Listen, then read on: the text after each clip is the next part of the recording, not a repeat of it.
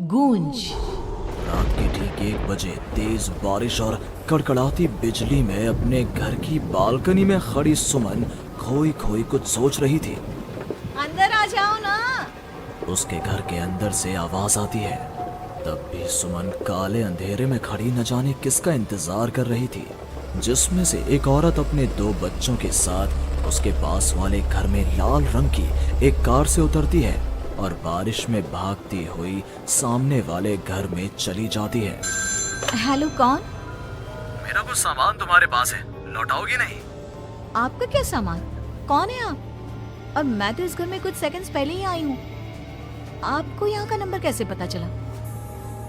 Mummy, हो सकता है कि जो फैमिली यहाँ पहले रहती हो, ये कॉल उनके लिए हो। नहीं नहीं, ऐसा नहीं है। बाहर कड़कड़ाती बिजली एक अनजान आदमी के फोन ने नेहा को डरा दिया था। वो फौरन कॉल रख देती है। चलो बच्चों, कमरे में चलते हैं, मैं तुम्हें सुला देती हूँ। पर यहाँ इतने अंधेरे में तो कुछ भी नहीं दिख रहा मम्मी। फ्लैश लाइट ऑन करो ना।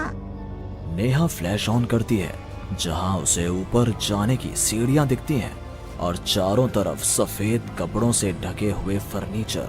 तभी नेहा की 3 साल की बेटी उससे कहती है, मम्मा घोस्ट।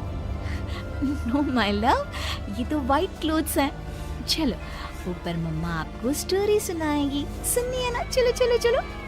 नेहा स्ट्रॉबेरी को गोद में उठाती है और रोहन के साथ सीढ़ियां चढ़ना शुरू करती है। एक एक कदम उसे ऐसा एहसास हो रहा था मानो वो सीढ़ियों पर नहीं दलदल में कदम रख रही हो। ये मेरे पैर सीढ़ियों में धंस क्यों रहे हैं? बहुत देर चलने के बाद सीढ़ियां खत्म होती हैं। ऐसा लग रहा है मानो मैं जन्म से बस चल ही रही हूँ। जैसे तैसे थकी हारी नेहा ऊपर कमरे में पहुंचती है। जैसे ही फ्लैश बेड पर पड़ता है, वो देखती है कि उसके दोनों बच्चे पहले से ही बिस्तर पर सो रहे हैं। मेरा सर चकरा रहा है। बच्चे तो मेरी गोद में थे, यहाँ कैसे आ गए? और वो भी मुझसे पहले। नेहा कुछ समझ नहीं पाती और बेसुध होकर जमीन पर गिर पड़ती है। अगली सुबह उसकी आंखें सूरज की किरणें चेहरे पड़ने से खुलती हैं। नेहा बालकनी में जाती है, जहां उसे सुमन अपने बालकनी में खड़ी दिखती है। ऐसा लग रहा था मानो सुमन रात भर से वहीं खड़ी थी। सुमन नेहा को मुस्कुराकर देखती है। हेलो, मैं यहाँ कल ही शिफ्ट हुई हूँ। मेरे हस्बैंड का यहाँ ट्रांसफ़र हुआ है। आसपास कहीं घर ही नहीं मिला, तब 40 किलोमीटर दूर यहाँ ये घर मिला। आप यहाँ पर कब से हैं? पता नहीं, सालों हो गए, यहाँ कोई आया ही नहीं। पर अब तुम आई हो तो राहत सी लगी। आओ ना घर पर। हाँ हाँ, क्यों नहीं, मुझे भी कंपनी मिल जाएगी। वैसे कल रात ना यहाँ कुछ अजीब महसूस किया मैंने। मैं आकर बताती हूँ। नेहा सुमन से मिलने उसके घर जाती है और पिछली रात हुए इंसिडेंट के बारे में उसको बताती है। ये तो कुछ भी नहीं है नेहा। ऐसे तो कई इंसिडेंट्स मेरी एक फ्रेंड के साथ भी हुए हैं और रोज होते ही हैं। सुमन अपनी कार में बैठी अपने नए ठिकाने की ओर बढ़ रही थी। जंगल के बीच से गुजरती वो खुद से कहती है, ये सिविल इंजीनियर्स की लाइफ ना बड़ी मुश्किल है। कहाँ जंगल झाड़ी में रहना पड़ेगा। कार एक घर के पास रुकती है। लीजिए मैडम, हम आ गए। आपको कुछ जरूरत हो तो मुझे कॉल कीजिएगा, मैं ये बगल वाले घर में ही हूँ। सुमन घर के अंदर जाती है। डाइनिंग टेबल पर पहले ही खाना रखा हुआ था, पानी का ग्लास भी, टीवी ऑन ही था। ऐसा लग रहा था मानो अभी अभी यहाँ कोई था या है। चलो, कंपनी अच्छी है, सब अरेंजमेंट्स मेरे आने के पहले ही कर रखे हैं। सुमन खाने की टेबल पर बैठती है, जहाँ 5 लोगों का खाना परोसा हुआ था। 5 प्लेट किसके लिए सर्व कर दिया? हाथ है। सुमन अपनी प्लेट से खाना शुरू करती है और उसी वक्त बाकी 4 प्लेटों से भी खाना गायब होने लगता है। प्रमिल, कहाँ हो तुम प्रमिल? सुमन भागती हुई अपने ड्राइवर के घर पर जाती है। सुमन क्या देखती है कि प्रमिल जमीन पर गिरा हुआ है। फर्श पर हर तरफ खून ही खून।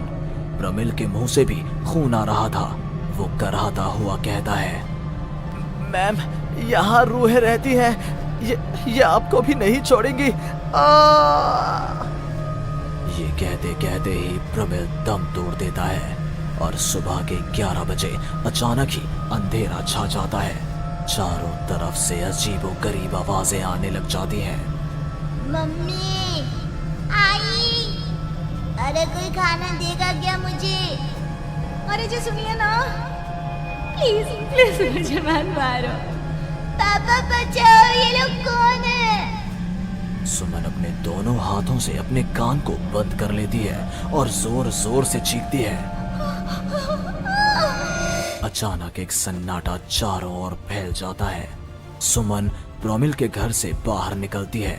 चारों ओर घुप वो भी कुछ देख नहीं पाती और वापस अपने घर की ओर लौट आती है। इससे अच्छी तो मौत होती, ये मैं कहाँ फंस गई। मम्मा गोदी। अरे सुमन, क्या मरने वरने की बात करती रहती हो? जाओ मेरे लिए चाय बनाओ। ये कौन बोल रहा है? तभी अचानक से घर की लाइट्स ऑन हो जाती हैं। सुमन देखती है कि वो किचन में है। उसके ठीक बगल में एक औरत, जिसके बाल उसके चेहरे की ओर थे, गैस के फ्लेम में अपने दोनों हाथों को पका रही थी। तुम कौन हो?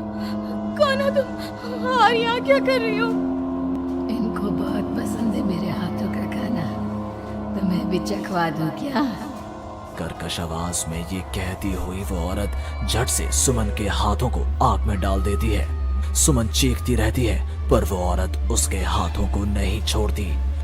तुम्हारे पेट में एक बच्चा है ना, सुन लिया मैंने। और औरत ये कहती सुमन के पेट पर हाथ फेरने लग जाती है और उसके पेट में हाथ डालकर मांस का टुकड़ा बाहर निकाल कर खा लेती है। मेरा बच्चा।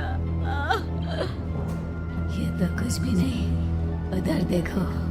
वो औरत दीवार की तरफ इशारा करती है। दीवार पर खून के ऐसे धब्बे थे मानो नवजात शिशुओं को उसी दीवार पर पटक पटक कर मार दिया गया हो। तभी वहां लगभग 5 साल का एक बच्चा आता है। उसका शरीर पूरा सफेद और आंखें काली थी। माँ, भूख लगी है। वो औरत अपने आग में सेके हुए हाथ को वहीं पास में पड़े चाकू से काटकर बच्चे को खाने को दे देती है। सुमन तो समझो अब मर ही चुकी थी। इतना कुछ देखने के बाद कौन ही जिंदा रह सकता था। अब उसका शरीर भी गवाही दे रहा था। एक कदम भी चलना मुश्किल था। वो दीवार को पकड़ पकड़ कर बाहर हॉल में आती है, जहां डाइनिंग टेबल पर 5 लोगों को बैठा देखती है। बिना सर का एक आदमी टेबल पर अपने बीवी और 3 बच्चों के साथ बैठा था। सभी सुमन की ओर देखते हैं। मम्मी, तुम मेरी मम्मी बनोगी। यहाँ हमारी जैसे बहुत से लोग रहते हैं, बहुत सारे। फिर उस लड़की का क्या हुआ? वो अब जिंदा है? हाँ, उन लोगों को एक जिंदा इंसान भी चाहिए था जिसे वो रूहें रोज मारे, रोज। पता नहीं कितनी ही रूहें हैं, आज भी 1-2 तो दिखी जाती हैं। वो लड़की तो बस निकलने का राह ढूंढ रही है, पर वो निकलेगी कैसे? क्या कोई तरीका है? हाँ, किसी और को उन रूहों के हवाले कर देना यही एकमात्र रास्ता है। तो उसने किसे उन आत्माओं के हवाले किया? किया नहीं, अब करेगी। तुम्हें ये वही घर है और वो लड़की मैं हूँ। अलविदा नेहा।